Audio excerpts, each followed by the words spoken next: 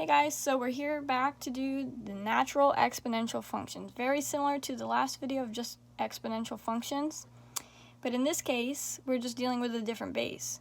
So in calculus, the most convenient or natural choice for a base is actually going to be the irrational number e, whose decimal approximation is 2.71828182846, or e is approximately just 2.718. Okay, this is actually programmed into your calculator, and it would be this button right above ln, natural log, e to the x. Okay, so you would hit second and then the natural log button. Okay, so we're going to be using the same properties of exponents as last time, but now we're just dealing with our base being e. So, example, e to the 0th power is still going to be 1. Anything to the power of 0 is 1. So we're going to be using these exponents again. Okay, just dealing with the base of e. So let's look at some questions together. We have e to the 3rd and e to the 4th being multiplied. So we're going to keep our base and add the exponents. So then I get e to the 7th. E to the 7th, you put that in your calculator. Let me show you guys this one. So you would hit second, you'd hit the ln button, so I get e like this, and then you're going to just type 7 in and close the parenthesis. So I get 1096.6.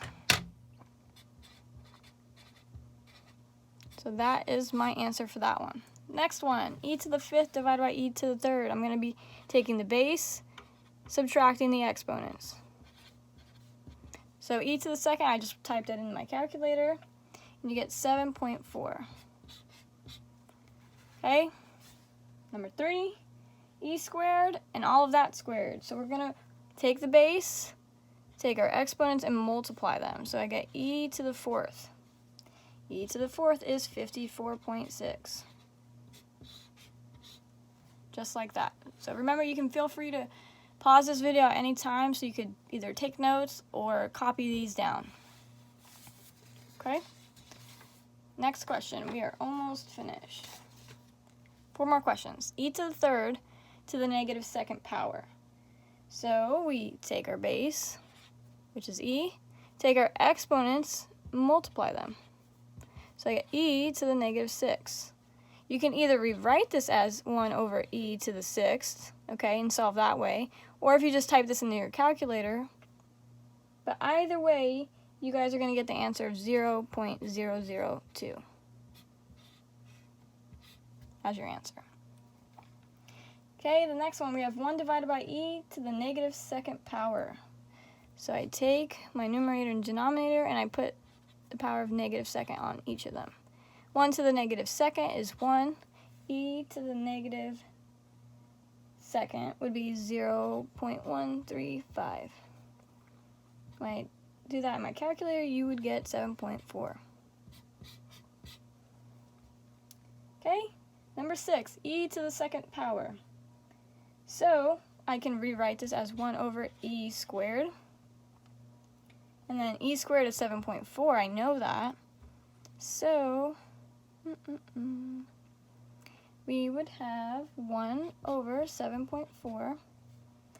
And our answer when we do that would be 0.135. Okay? This is how you would do it using the property of exponents, but if you just type this into your calculator, you'd still get that answer. Okay, last one, we're sketching the graph of the function where it's e to the negative x power. So we're just going to graph some x values, plug them in. So I'm going to do negative 2, negative 1, 0, 1, and 2. Make it easy. So I'm just plugging that right in there. So if I plug in negative 2, I would have e to the negative 2. So it'd actually be e squared.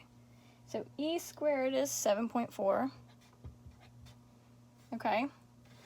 E to the negative 1st would be e to the 1st. So we're just going to round that to 2.718. It would just be e. Anything to the power of 0 is 1. Okay.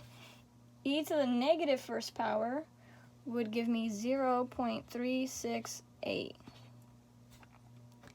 E to the negative 2nd power gives me 0.135. Okay, like it did up there. So now I'm just going to graph these values and sketch the graph. So at -2, we go all the way up to, this is 8, so 7.4 is right about here.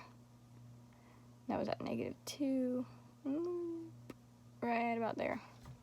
Okay, -1, we're going to go up to 2, almost 3.